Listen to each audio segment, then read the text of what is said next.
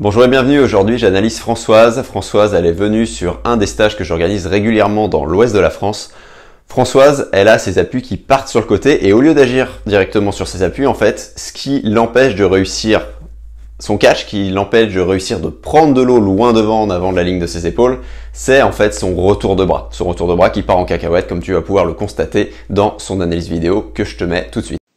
Ok, salut Françoise. Alors première chose qu'on va voir, c'est les entrées de bras. Parce que regarde ce qui se passe. Bam, là t'es là, il y a plein de bulles, d'accord. Et en plus, regarde, surtout c'est ça qui m'intéresse, c'est que ton coude en fait il est sur l'extérieur, ta main aussi, et tout revient ensuite ici.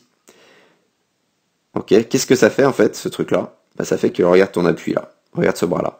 Là, ton bras il fait exactement la même chose du coup de l'autre côté, ça veut dire que bah là ce bras-là revenait d'extérieur vers l'intérieur, et là tu pars à l'extérieur aussi, et boum, tu finis où? Bah tu pousses en fait, ta fin de poussée, c'est plus vraiment une fin de poussée, c'est juste un dégagement d'épaule, un dégagement de coude, un dégagement de main, ce qui te fait en fait pousser dans cette direction-là. D'accord? Je caricature un peu, la flèche est un peu et pas aussi c'est pas aussi vrai, aussi intense, hein, t'as poussé sur l'autre côté, mais c'est exactement l'idée en fait que tu dois t'en faire là-dessus en tout cas.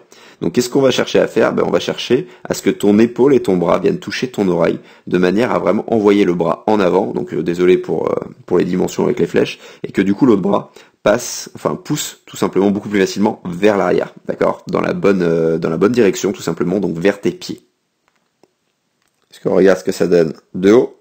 Là ton bras il rentre, les bulles, et là après boum, ça finit, ça pousse par ici.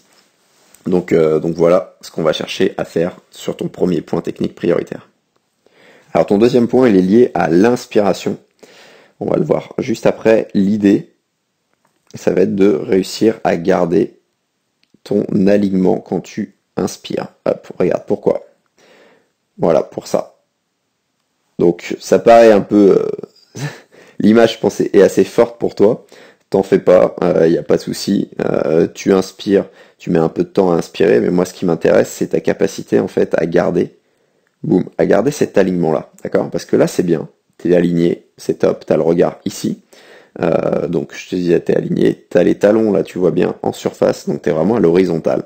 Ok, on peut gagner un peu là-dessus, mais ça va pas être le point prioritaire. Et après, qu'est-ce qui se passe? Bah, il se passe que voilà, tous des axes, non, parce que tu restes quand même sur une certaine ligne, mais là regarde ce genou-là, cette jambe-là, grosse flexion, grosse flexion. Du coup là c'est sûr que je dis que les jambes peuvent bouger, il n'y a aucun souci, les jambes peuvent bouger, mais tu dois rester sur ce principe d'autograndissement, donc de jambes très proches de l'extension, d'accord, complète. Et on va également régler ce bras-là, tu vois, qui est là, histoire de pouvoir le maîtriser et d'avoir un mouvement derrière, le mouvement après ton inspiration, beaucoup plus efficace à pouvoir prendre ton appui et ensuite pouvoir accélérer l'eau. Donc ça va être le troisième point aussi, va t'aider à ça. Mais voilà un peu pour te situer le contexte de l'inspiration. Tu vas voir que le troisième point va t'aider également du coup à inspirer plus vite et à avoir ton bras beaucoup mieux placé. Donc du coup j'en viens au troisième point qui est les appuis et l'accélération surtout que tu vas en faire. Donc là il y a la respiration. De ce côté-là d'ailleurs c'est surtout un côté hein, où tu fléchis beaucoup la jambe, l'autre côté c'est moins, d'accord, c'est un peu moins. Tu fléchis aussi mais c'est beaucoup moins important. Le troisième point ça va être tes appuis. Donc comme on travaille déjà depuis un moment, la rotation interne, de mettre le creux du coude vraiment vers le fond, de manière à réussir, hop, ta prise d'appui, ton catch. Ça c'est une première chose. Et la deuxième chose, bon du coup ça va être de garder cette construction d'avant-bras de main en poussant vers l'arrière, mais surtout de pousser en accélération, de vraiment finir plus fort la fin de ton mouvement.